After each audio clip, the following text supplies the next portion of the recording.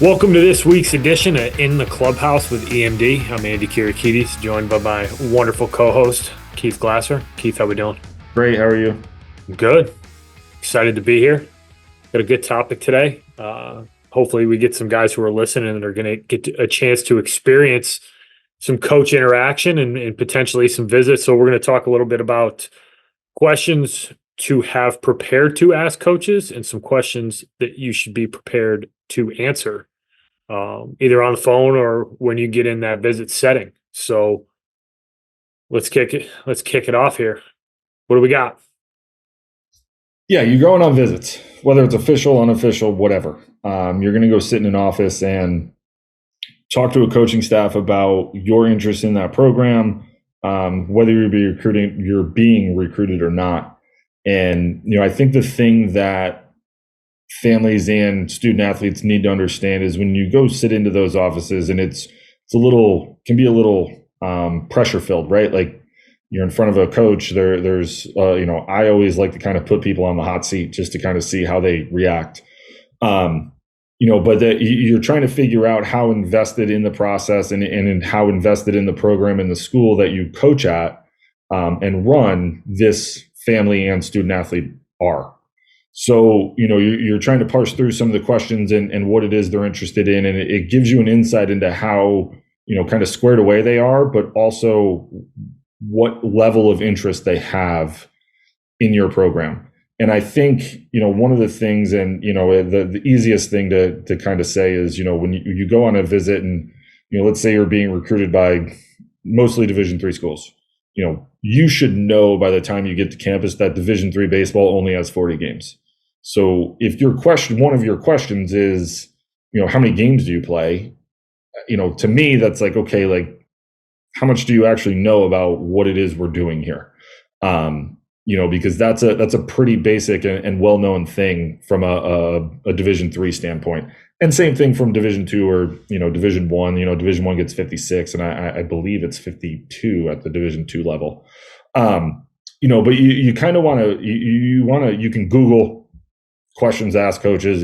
That's an easy thing to do. You can get on the Google machine and it'll spit out a list of 49,000 questions you can ask people. But what you really want to do is be able to have a list of questions that are tailored to what it is you're looking for in your experience at that program and in your college experience at whatever program you end up at. You want things that you can kind of work through and get answers to that are going to lead you to the best decision that is going to get you to the right fit. One of them could be something like, what's a day in the life of a student athlete during the season? What do you guys do during the season, and what does that look like here at this school? And you're going to get a variety of answers. Sometimes it's going to be like, well, it's class, and we do individuals, and then we have team practice, and then there's lift and study hall, and a whole slew of things. And it kind of gives you a little bit of an insight into what it's like kind of to be a student athlete in that program. And that kind of it lets you know what it is that they do and what it is it's going to look like if you end up there, but it also provides a level of, care and inquiry into what it is they do that is going to guide your process to where, you might like what you hear, you might not like what you hear, but, those are the kind of questions that, those in-depth questions that are going to lead into what's going to ultimately make your decision for the program you want to decide on when you're getting recruited. Like, you want those questions to be at the forefront when you're asking them, when you're sitting in for visits, whether it's official or unofficial. Yeah, I think the big thing, to build off what you're saying here, I think the big thing is not to ask questions that are going to get generic answers. Right? You want answers to questions. You want to ask questions that are going to get you answers that are going to give you specifics into the program and specifics into how you would interact in that program. So for me, I always like the questions from players when you're talking like purely from the baseball side. I liked when they asked about how does the strength and conditioning program integrate into our program? What does that look like? How many times do we lift during the off season? During the fall season, how many times do we lift during the off season? What's that program look like? That tells me that a kid one, cares about it, and two, understands that's a big part of being a college athlete. I was always a big fan of kids asking questions around how do you develop players? So, like, if you're a pitcher, you want to have some sort of an idea of what that pitching coach believes in, how he's going to manage you from a pitching perspective, and what type of technology do they have available to them? Because that, most Division I programs are going to have technology, but it's not always the same, and it's not always the same setup. And you also want to make sure that if that's something that is important to you, you want to know that that coach has the capability to be able to leverage that data. It's one thing to collect it; it's another thing to be able to digest it, analyze it, and then put it to good use. Same thing on the hitting side. What's the hitting philosophy? What's the offensive philosophy, probably more broadly? Because if you have a little bit of self-awareness into the type of player that you are, if you're going to go play for Rob DeToma in San Francisco and you're not a kid who likes to run the bases and steal bases and be really good at that portion of the game, you might not be a good fit, because that's a huge part of what they do. Now, Rob probably doesn't bring you on campus if he doesn't think that you have that kind of capability, but understanding the inner workings of a program and what they believe in from an offensive perspective is important. Like when I was at William & Mary, stealing bases wasn't something that we weren't built to do it. So it really wasn't a big part of our offensive philosophy. Like, we were advantageous base runners, and we had a bunch of guys who could leave the yard and hit doubles. So our offensive philosophy didn't fit really well for a kid who was a singles hitter who ran. Not saying that we weren't going to take that kid, because we like diversity in the lineup. But if you're a kid who does that, just understand where you're going. The other piece of it is, if you can find ways to ask questions that give you some insight into how the coaches coach and what the culture is like, because that's important. If you get to do an official visit, you can definitely tease some of that stuff out when you're talking to players, because players, they're generally going to shoot you pretty straight in terms of, what a practice looks like, how the team gets along, what's the culture within the program. So being able to drill into specific questions about how those coaches are going to impact you from a baseball perspective, I think, is huge. And then I think it's also important to drive at what are some of the support systems that are available to you from an academic perspective, because no matter how good of a student you are, the transition to college and the transition to being a student athlete, you want to make sure that program has some safety nets in place to make sure that you get off to a good start and you're able to maintain success in the classroom, because at the end of the day, you are a student athlete. So when kids ask me questions along those lines, I enjoyed answering them, and two, it gave me a clue that kid was worried more about the stuff that was really important and less about who's our gear sponsor and how many games we play, like really generic stuff like you're talking about. Like, he was trying to get at something around, how are you going to make me better? How do I fit into this program? And if you're a player, you want to have those answers, because if you get a chance to do 3 or 4 or 5 visits, or you get to have a bunch of phone calls with several different coaches, now you can compare and you can say, hey, I really like this guy's answer about how he's going to develop me as a pitcher. Like, that's the kind of guy I jive with. And I mean, we talk about it all the time, but the people that you're involved with when you get to college, those guys who coach you, the players that you play with, they're the ones who are going to be really impactful. Yeah, and to take it just a minor step forward as well, is what's the athletic training staff like too? I think is something that can be a really good question to ask as well. Not every program has an athletic trainer assigned to them. Not every program has trainers traveling with them. Like when I was at RPI, we had a strictly 100% baseball trainer who took care of all of our guys during the season and in the off season, and they traveled. They traveled with us. Austin was with me for a good portion of when I was the head coach, but he traveled with us. So when we went to Florida, he came with us. When we're on the road, he's there. And those types of things, and understanding how knowledgeable they are, you can kind of get a feel, because if you do get hurt, you do want to have somebody there that can handle the rehab and do those things with you, and that the coaching staff trusts. And those are questions that you can kind of figure, you can ask and kind of get to the bottom of on your visit. And I think the other, part two is the financial aid aspect of things that is inevitably going to come up on every single visit that you go on when you're talking with coaches.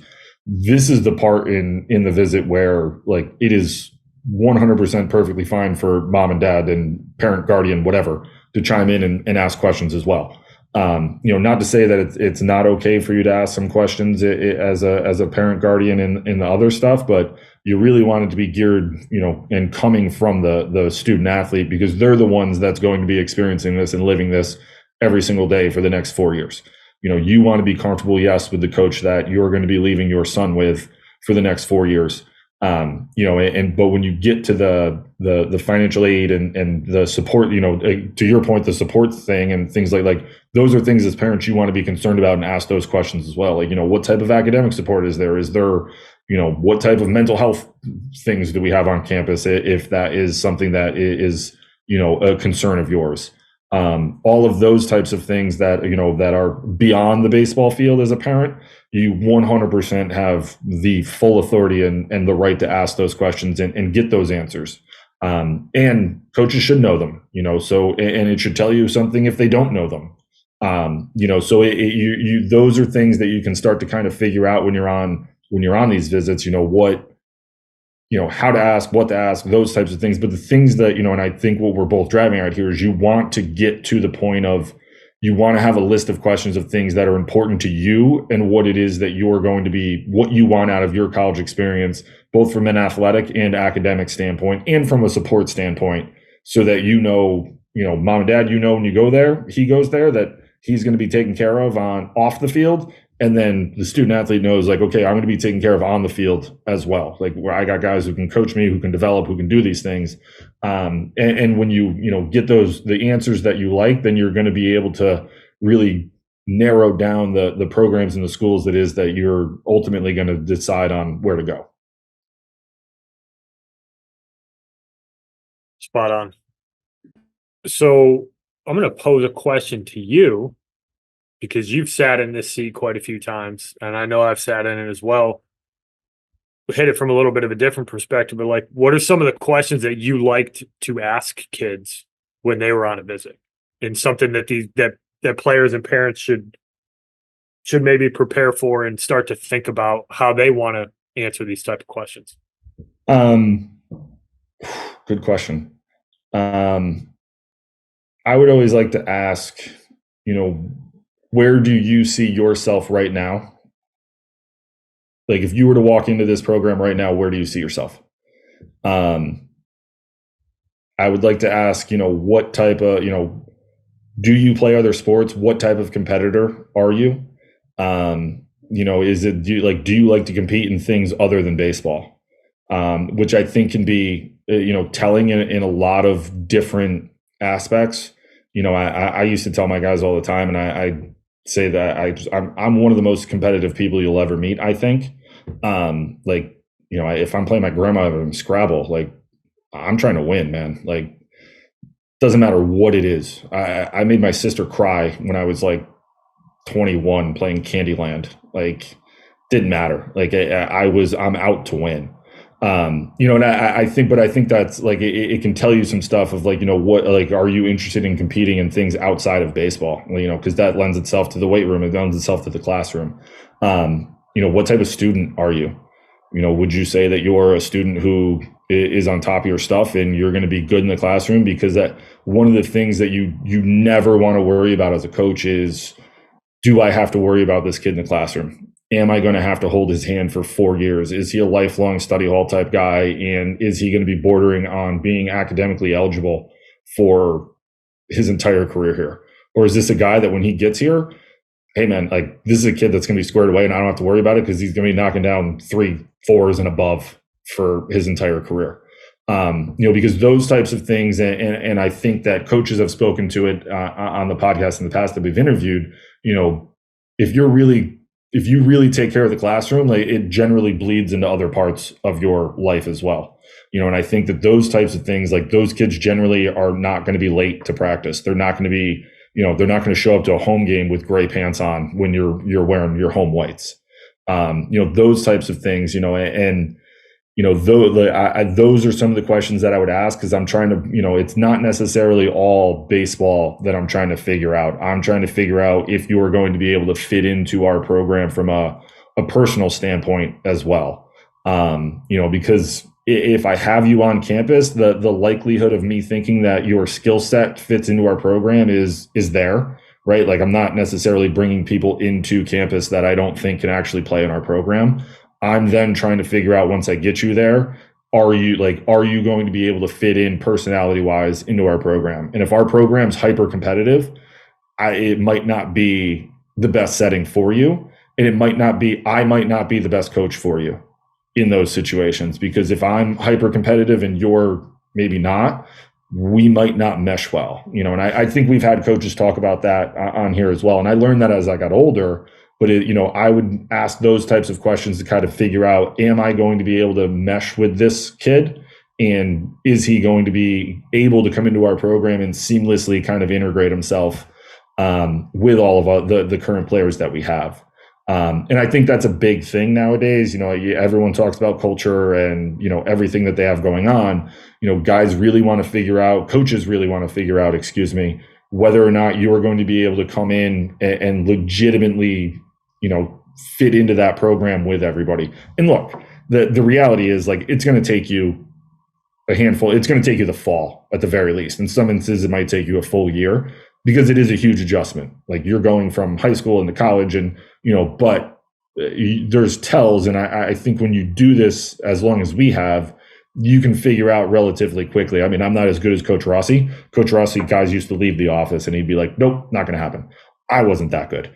But you can start to ask some questions to figure out, like, yeah, I think this is going to work, or no.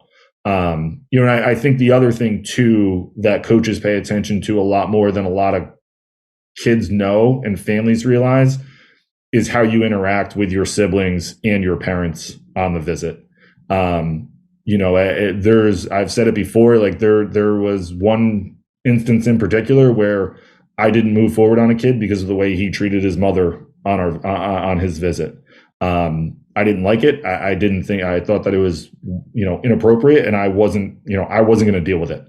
So, like, how you treat your family, your siblings and whatever, and talk about them on your visit, is something that can raise some green flags, and it can raise some red flags, of like, hey, like, this is a really good kid, and he's going to be fine. In other instances, it might be like, I don't know if this is really going to work out. So, those things are paid attention to a lot more. And that's part of the reason why they bring you on campus. They want to see if this is going to be a fit for them. Because ultimately you're likely going to be there for 4 years, so they want to make sure that the 4 years that they have you, it's going to be, pretty easy sailing from those instances. Yeah, the body language thing, I think it's hard to quantify how important that is, because a lot of times it's not necessarily what you say, it's how you're interacting. I've been on visits with guys that were recruiting real hard and they just seem disinterested in being there. And hey, if you don't want to be here, like, we can find another guy. Like, and if I'm giving advice to players and parents as they're listening to this, like, you always want to give a coach a reason to say yes. So yeah, maybe it's not your favorite place, or maybe you had a bad morning, but like, you need to put on a little bit of energy, and you need to put on a little bit of a show, and make sure that you're there, that you're engaged, that you act like you want to be there. Cause I've had coaches call me after kids went and visited and say, hey man, does he actually want to, like, is he really interested? And I'll be like, well, what do you mean? He's just kind of dragging behind on the visit. His body language is a little bit off. Like, he seems like a really good kid, but he just seemed disinterested. And you don't really want to give that vibe off as a player, and just be cognizant of the fact that coaches are paying attention to that. And you hit on exactly, like, how you talking to mom and dad. That's a huge red flag for a lot of coaches, that if you're not going to talk to your mother and father with a certain level of respect, what makes me think that when you show up on this campus and I have to tell you that you're not doing something the right way, or I have to hold you accountable for something that you did wrong. What makes me think that you're going to handle that well? Well, and not even from a coaching standpoint. Like if it's your parent, like how are you going to handle your teammates? Yeah. Right. It's the same kind of thing because, I think in really good programs, they're policed by the players that have been there because there's a standard that is upheld and they're going to uphold it. And if, the good programs make sure that it doesn't necessarily, and we're not talking about anything like wildly awful here, right? Like we're talking about, what you're supposed to wear to practice and being on time and being at whatever that stuff is. Like the good programs, like those types of things get nipped before it even gets to the head coach. Yep. But by the time it gets to them, because likely it's going to go to the assistants first, and then the assistants are going to try to take care of it, and then it gets to the head coach. And by the time it gets to him, they know that it's probably going through 5, like it's been run up the flagpole, and it's a problem at that point in time. When, I think 9 times out of 10, if that type of behavior is vetted on the front end in the recruiting process, you can, you're going to move on because you can find a very similar, if not the same player who's going to do all the right things, and as my wife likes to say, is the juice worth the squeeze? And if it's not, they're going to move on to the next available guy that they think is going to be a better fit into their program. Bree's always got some good sayings. We have a couple that we don't necessarily think are as cool as she does, but that's all right. That's for another time. Real quick, a couple things that I did like to pry at with players is I tried to ask them some questions to get an idea of what their self-awareness was. So they seem simple, but asking a kid, hey, what do you think you do really well? How do they answer that question? If they go straight to, I think I have really good bat speed, or it's like a very simplistic answer, okay, it gives me an idea. If I get a kid who says, hey, I think I play really hard every day, and I've seen them play and that matches up, I'm like, all right, this kid kind of has an understanding of some of the things that are valuable. And then on the flip side of it, I wanted to see if they had any self-awareness about, like, what do you need to do to get better? Like, what are some things that you need to work on so that when you get to campus, you're in a position to put yourself in a spot to play? And you get different answers from kids. Some kids have never thought about that question before. And I think you do yourself a disservice if you're not looking at that as a player, not just being able to answer that question in front of a coach, but you should be asking yourself that now. Like, what do I do really well, and how do I make sure that I maintain that? And then what do I need to continue to work on? So some of the self-awareness stuff there, I think, is really important. It kind of cues you into a kid's mindset and how coachable they might be. And the other piece that I always try to get at is, like, what's that kid like off the field? So what interests them? What fires you up outside of just baseball? And some kids will answer it like, all I care about is baseball. But honestly, that's not the answer I want to hear. I want to hear that the kid's got some other stuff that he's excited about, because baseball's hard. And if you don't have other things that fire you up off the field that get you up in the morning, it'll be a tough drag for you. So just trying to get an understanding of what makes that kid tick. I think it's something that coaches are going to drive at. So if you're a player, kind of to sum it up before we close this one out, be cognizant of how you act, your body language. I think it's really important. Make sure that you're prepared to answer some questions around who you are, what you believe in, what you think you're good at, what you think you can improve on, and then make sure you have some questions ready to go that are not going to solicit generic answers. Make it tough on these coaches. Make sure that they are prepared to answer questions about how they're going to make you better, what your experience on that college campus is going to be like. Because you can flip the script a little bit. Like, yeah, you're there and they're recruiting you, but you're also recruiting them. Because if you're looking at multiple schools, those guys need to provide good answers, because ultimately you get to make a decision. So make sure you're asking questions that are going to give you a chance to evaluate the coaching staffs in the colleges that you're going to go visit. Anything else? Nope. All right. Thank you for listening, everybody. Catch up with you next week. Thank you for listening this week. If you're watching on YouTube, go ahead and hit that subscribe button and smash that like button for us. Check us out on Apple Podcasts, Google Podcasts, as well as Spotify. You can follow us on Twitter and Instagram at EMD Baseball. If you want to find out what me and Keith do to help families and players navigate the recruiting process, go ahead and check us out on emdbaseball.com. Take a few minutes to check out our new online academy. I promise you'll get some good information out of that. Thanks again for listening. Check in with you next week.